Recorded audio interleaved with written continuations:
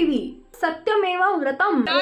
यांनी सरेंडर केल्याचं बघायला मिळतं। ते गुन्हेगार नसल्याचं देखील त्यांनी स्पष्ट केलं व्हिडिओच्या मार्फत। काय सांगाल आज? असं आहे की मी पहिल्या दिवशीपासून सांगतोय, बीडच्या प्रकरणामध्ये कोणालाही आम्ही सोडणार नाही। ज्याचा संबंध आढळेल, ज्या प्रकरणात आढळेल त्या प्रत्येकावर या ठिकाणी कारवाई करण्यात येईल। अतिशय कडक कारवाई करण्यात येईल। गुंडांचं राज्य आम्ही चालू देणार नाही।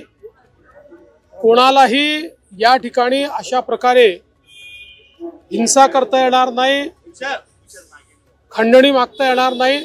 या दृष्टीने तपास अतिशय गतिशील केलेला आहे आणि त्यामुळेच आज त्यांना त्या ठिकाणी शरणागती पत्करावी लागली आहे।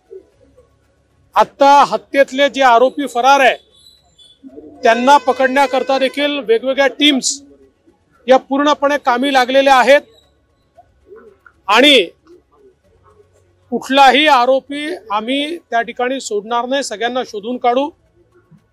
आज स्वर्गीय संतोष देशमुख यांच्या बंधूंची माझी फोनवर चर्चा झालेली आहे।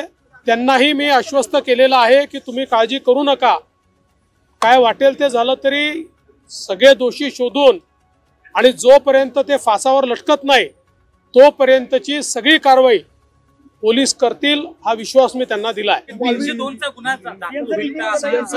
कोणचा गुन्हा दाखल होईल, कसा होईल हे सगळं पोलीस सांगतील। हे पोलिसांचं काम आहे।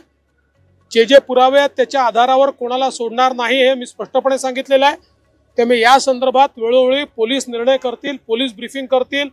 जाणीवपूर्वक ही केस CID ला देण्यात आलेली आहे, त्यांना पूर्ण स्वायत्तता देण्यात आलेली आहे। कोणाचाही त्यांच्यावर दबाव चालवून घेतला जाणार नाही, कुठलाही दबाव राहणार नाही। कोणी काही म्हणत असलं तरी पोलीस जो काही पुरावा आहे या पुराव्याच्या आधारावरच या ठिकाणी कारवाई करतील। त्यामुळे कोण व्हिडिओत काय म्हणताय, कोण काय म्हणत नाही हा विषयच नाही। विषय हा आहे जिथे पुरावा आहे त्याला सोडलं जाणार नाही।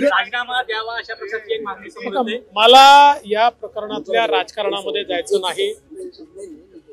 मी पहिलेपासून सांगतो, कोणाही विरुद्ध पुरावा असेल तर द्या, ज्याच्या विरुद्ध पुरावा असेल आम्ही शोधतोय, कोणाजवळ दुसऱ्याजवळ असेल त्यांनी पण द्यावा। पण माझ्याकरता स्वर्गीय संतोष देशमुख यांच्या हत्येला कारणीभूत लोकांना शिक्षा होणे हे महत्त्वाचं आहे। काही लोकांना केवळ राजकारण महत्त्वाचं आहे, त्यांचं राजकारण त्यांना लखलाभ, त्यांच्या राजकारणाने मला वाटत नाही की काही फार त्याच्यात काही फायदा होईल। त्यामुळे मला कुठल्याही राजकीय वक्तव्यामध्ये जायचं नाही, त्याचं समर्थनही करायचं नाही, त्याचा विरोधही करायचा नाही। हे राजकारण त्यांनी त्यांच्या ठिकाणी करत राहावं। मात्र आमची भूमिका स्पष्ट आहे, स्वर्गीय संतोष देशमुख यांना न्याय मिळवून द्यायचा तो आम्ही मिळवून देऊ।